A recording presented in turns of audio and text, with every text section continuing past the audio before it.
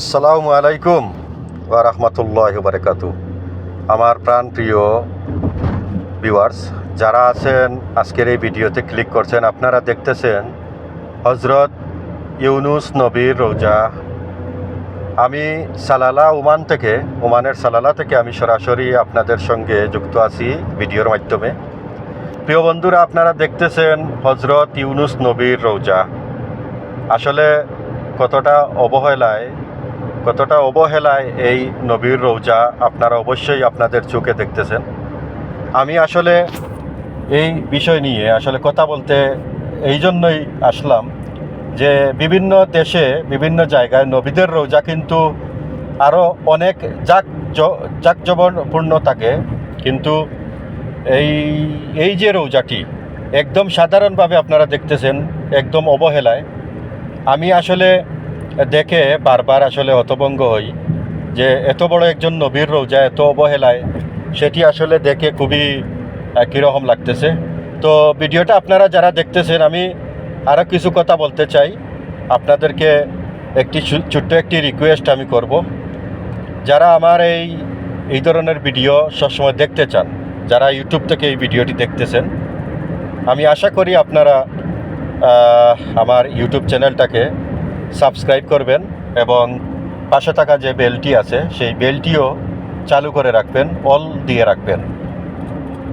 আর যারা ফেসবুক থেকে ভিডিওটি দেখতেছেন, আমি আশা করি আপনারা এই ফেসবুকের আইডিটাকে ফলো করবেন, ফলো করে ভিডিওটাকে শেয়ার করবেন, যাতে এই পৃথিবীর মানুষ এই জায়গাটা দেখতে পারেন যে এত বড় একজন নবী হজরত ইউনুস আলাইহিসসালাম, হজরত ইউনুস নবী, যার রোজাটা এত অবহেলায় পড়ে আছে হজরত ইউনুস নবীর রোজা।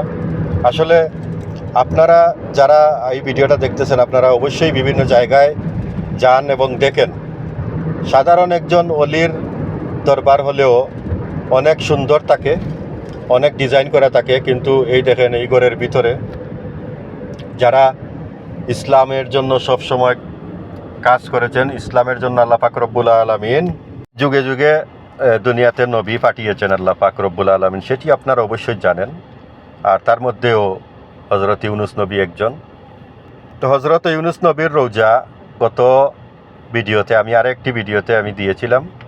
তখনকার ভিডিওতে আমি দেখলাম অনেকে কমেন্ট করেছেন যে ইসলামে কবর পাকা করা নিষেধ, সেটি অনেকে কমেন্ট করেছেন। তো আমি ওনাদের উদ্দেশ্যে একটি কথা বলতে চাই। আমি কারো সাথে তর্কে বা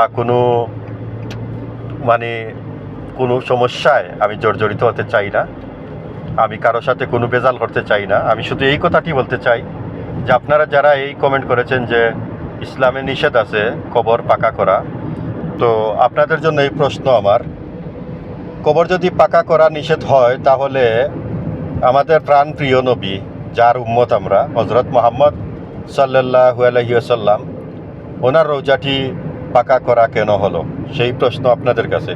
আর যারা আমার ভিডিও দেখতেছেন, যারা নবী আউলিয়াদেরকে ভালোবাসেন, আপনারাও আমার এই ভিডিওতে অবশ্যই আপনাদের মতামত কমেন্টগুলো করবেন, যাতে আমি আরও বেশি বেশি করে উৎসাহী পাই। প্রিয় বন্ধুরা, এই ধরনের কমেন্ট আসলে দেখে আমি হতভম্ব হই যে অনেক নবী পৃথিবীতে এসেছেন, যারা আমাদের ইসলামের জন্য এসেছেন, নবীদেরকে পাঠিয়েছেন আল্লাহ পাক রব্বুল আলামিন, ওনাদেরকে আমরা কিন্তু দেখতে পারি নাই। যারা সেই সময় ছিলেন তারাই ভাগ্যবান, তারা নসিব ভালো, তাই তারা দেখেছেন, কিন্তু আমাদের ভাগ্য এতটা হয় নাই। আমরা হাজার হাজার বছরের পরে এই জায়গাগুলা দেখতেছি, তাই আমাদের নসিবে আসলে তো আমাদের ভাগ্যে নেই, এই জন্য আমরা দেখতে পারি নাই। তো প্রিয় বন্ধুরা, আমি শুধুমাত্র চেষ্টা করতেছি যে এই জায়গাগুলা আমরা যেহেতু ওনাদেরকে দেখি নাই, ওনাদেরকে না দেখার কারণে আমরা যে তাদের যে স্মৃতিগুলো আছে, এখানে যে রোজাগুলো আছে, মাজারগুলো আছে, আমি এগুলো দেখানোর চেষ্টা করি আপনাদেরকে। আসলে ভিডিওতে অনেক কথা বললাম, বেশি কথা বলে ফেলেছি, ভুল হলে ক্ষমা করবেন।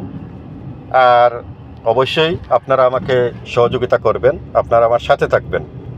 আজকের মতো বিদায় নিলাম। আল্লাহ হাফিজ, আসসালামু আলাইকুম।